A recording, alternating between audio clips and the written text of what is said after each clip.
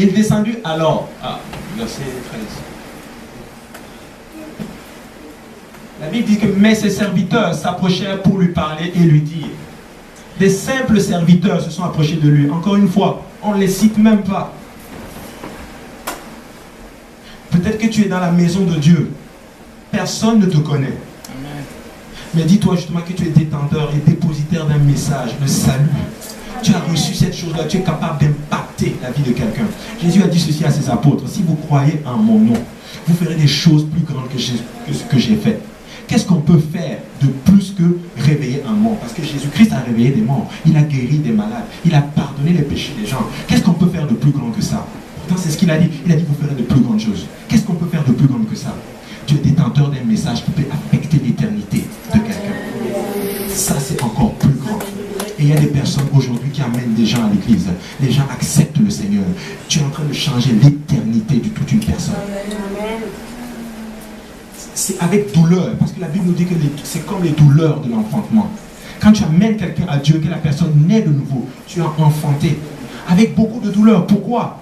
Parce que ça t'a pris des prières, ça t'a même pris des jeûnes. Tu as sacrifié plein de choses. Certains sacrifient leur essence, certains quittent leur boulot, certaines personnes ont été même ont failli être virées de leur travail à cause des âmes.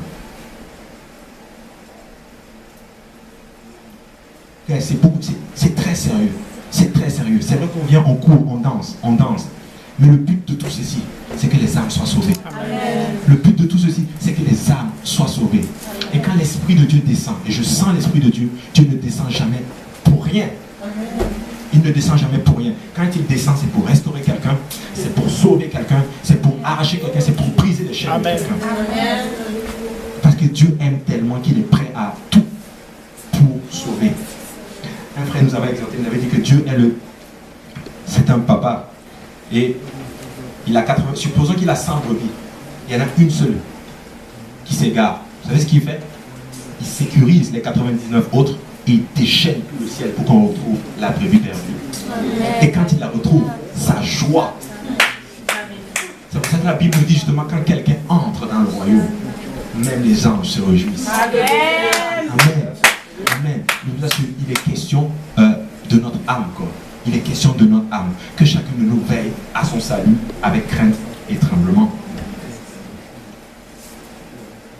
Vous pouvez toujours vous poser cette question. Suis-je sauvé, oui ou non? Oui ou non? Je sais que le diable devant le trône de Dieu va m'accuser. Il va me dire, le frère Abou a fait ceci, le frère il a fait ceci, il a fait ceci, il a fait ceci. Mais je ne peux pas nier cela. Je les ai faites, ces choses-là. Je les ai faites. Mais Seigneur, je porte ton nom. Amen. Seigneur, je suis ton fils. J'ai porté ton nom, Seigneur. Vous savez quoi? Moi, je ne veux pas aller plaider quoi que ce soit devant le trône de Dieu. Amen. Je vais plaider le sang.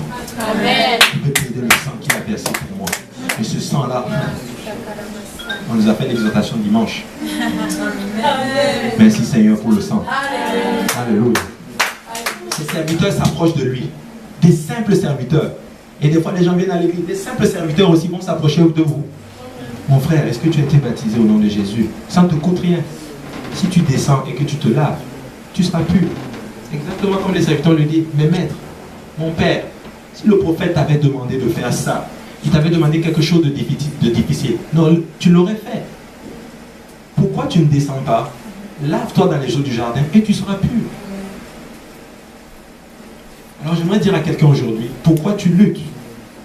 Descends de ton char et lave-toi dans les eaux du baptême. Avec le nom de Jésus-Christ invoqué tu sois et tu seras pur.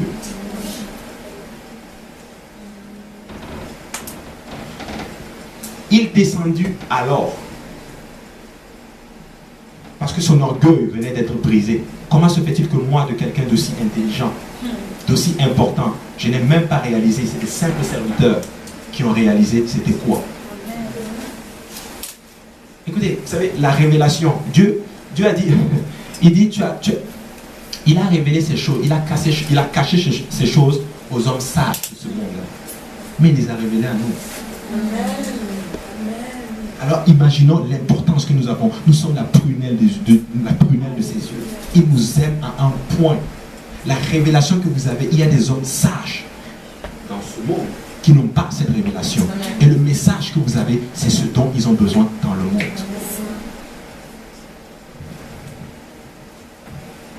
descendu alors, se plongea 7 fois. Le prophète lui a dit 7 fois, même pas une fois. J'imagine un peu la situation. Il est dans les eaux, une fois, oh, plate, 2 fois, 3 fois, 4 fois, 5 fois, 6 fois. Peut-être que c'est à la 7e fois que la lèpre est partie. Ça s'appelle ici justement notre obéissance à Dieu. Est-ce que l'obéissance elle est totale, oui ou non? Est-ce qu'elle est totale? Parce que tu peux être en train d'être plongé dans les jours du Jourdain. Peut-être que tu es en train d'être plongé, peut-être que tu es à la 2e fois. Ou peut-être que tu es à la 3e fois. Si tu es à la 6e fois, plonge-toi encore à la 7e fois. Amen.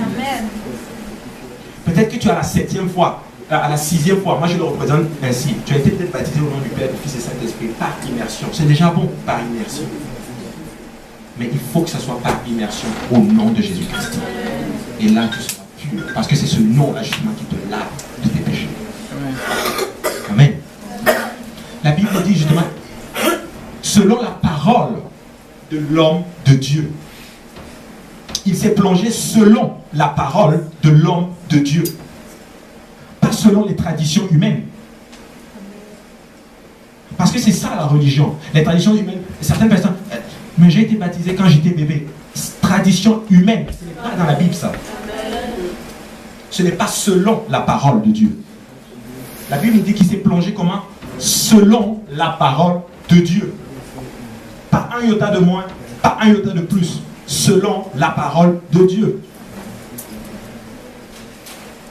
Et sa chair redevint comme la chair d'un jeune enfant et il fit pur. La lèpre est un type du péché.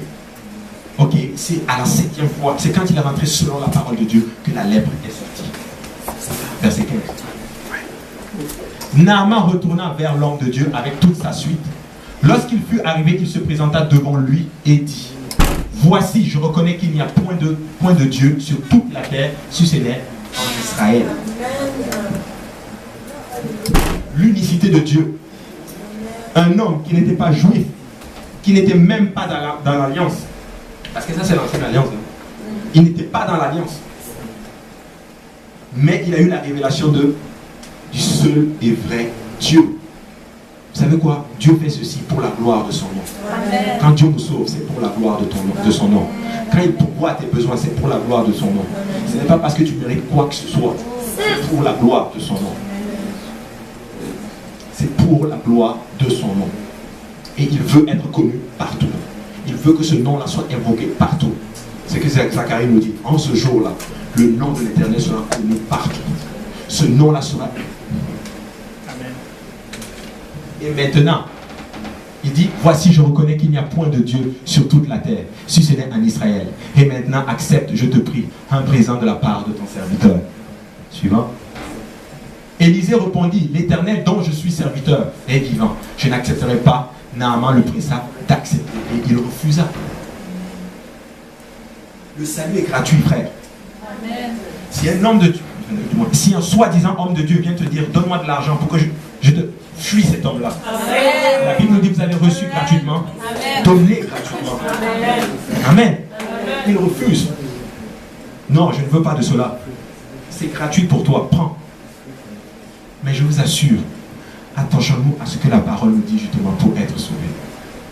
Parce que si un homme comme Naaman a pu quitter toute la Syrie pour venir en Israël, pour que sa lèpre s'en aille, vous savez que cet homme-là était capable de tout. Il était prêt à tout justement pour avoir la pureté de son corps. J'aimerais vous te poser maintenant aussi cette question. Qu'est-ce que tu es prêt à faire pour le salut de ton âme?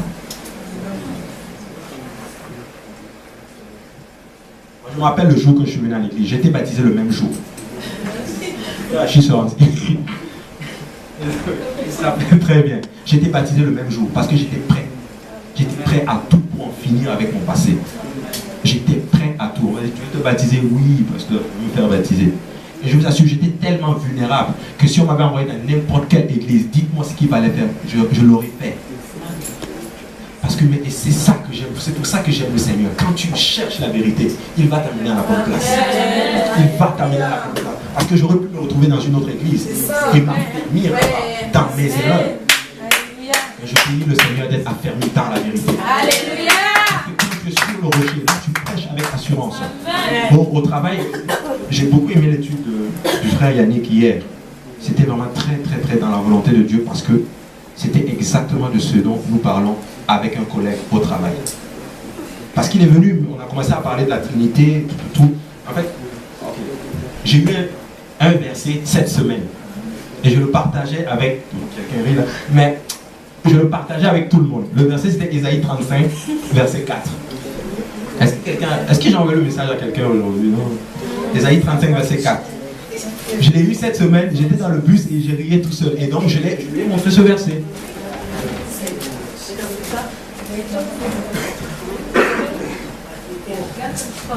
Verset 4. Il dit, dites à ceux qui ont le cœur troublé, prenez courage, ne craignez point. Voici votre Dieu, la vengeance viendra, la rétribution de Dieu, il viendra lui-même. Il viendra lui-même, il vous sauvera. Donc quand les gens disent oui, Jésus c'est un fils de Dieu qui est venu quelque part, non, Jésus c'est le Dieu de gloire qui est venu lui-même pour notre salut. Et je l'ai envoyé à tout le monde et je lui ai montré ça à mon collègue de travail qui aime beaucoup le Seigneur. Et je lui ai montré ça. Alors comment tu comprends ce verset? Il dit oui, mais c'est 3 personnes, comme tu vois, c'est sorti ici. Et là, je dis non, Jésus, c'est Dieu manifesté dans la chair. Amen. Il me dit, mais c'est toi qui le dis. Je dis, oh, moi, j'ai jamais dit ça, c'est dans la Bible. 1 Timothée 3,16. Sans contredire, le mystère de la piété est grand. Dieu a été manifesté dans la chair. Ça, c'est pas moi qui le dis. Ce n'est vraiment pas. Oh, je refuse. C'est pas ma parole.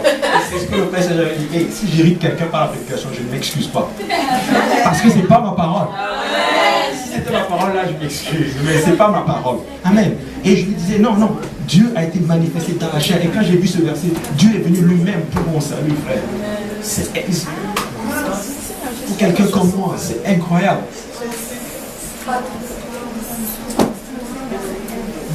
La notion, écoutez, je lisais le livre du frère Stéphane aujourd'hui. Vous savez, la révélation de Dieu, la révélation de Dieu justement, ça confirme toute la doctrine justement de la Bible. Quand tu sais qui est Dieu et quand tu sais qui est Jésus-Christ, c'est fini, ta marche avec lui change radicalement. Quand tu as la révélation de qui est Dieu. Je m'appelle, je vais faire un peu un témoignage un peu de ma situation à l'immigration. Quand je suis allé à l'immigration, j'ai fait mon entrevue. Ils m'ont dit, va chez toi, on va t'envoyer une intention de refus chez toi. Et quand je suis sorti, voilà ce que le Seigneur m'a dit. Ne pense pas que c'est eux qui donnent l'immigration. C'est moi qui décide qui entre au Canada et qui sort. Quand j'attendais l'intention de refus, ils m'ont envoyé une lettre que j'ai ouverte, c'était le CSQ.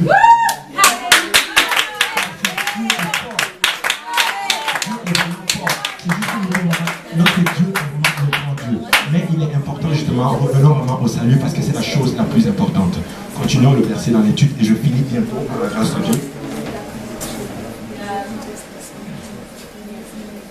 Il dit, alors Naaman dit, puisque tu refuses, permets que l'on donne de la terre à ton serviteur, une charge de 2000 heures, car ton serviteur ne veut plus offrir à d'autres dieux, ni holocauste, ni sacrifice, ni il n'en offrira qu'à l'Éternel. Seigneur, tu m'as sauvé, je te donne tout. Seigneur, je te donne ma vie. À partir d'aujourd'hui, le monde et moi, c'est terminé. À partir d'aujourd'hui, mon ancienne vie, c'est terminé. Je marche avec toi, Seigneur. Et il lui dira même plus tard, il dit, mon maître rentre dans le temple pour se prosterner devant Rimon. Il dit, je me répands de faire ces choses-là. Je ne me prosterne plus devant les autres divinités. Je me prosterne que devant le Dieu. Alors, verset 18. Il dit, voici toutefois ce que je prie. Voici toutefois ce que je prie l'Éternel de pardonner à ton serviteur. Quand mon maître entre dans la maison de Rimon pour s'y prosterner et qu'il s'appuie sur ma main, je me prosterne aussi dans la maison de Rimon. Veuille l'Éternel pardonner à ton serviteur lorsque je me prosternerai dans la maison de Rimon. Dieu l'a fait pour la gloire de son nom. Et vous dites-vous qu'un homme aussi important qui va retourner dans son pays en Syrie, qu'est-ce qui va les témoigner? De la grandeur du seul Dieu d'Israël.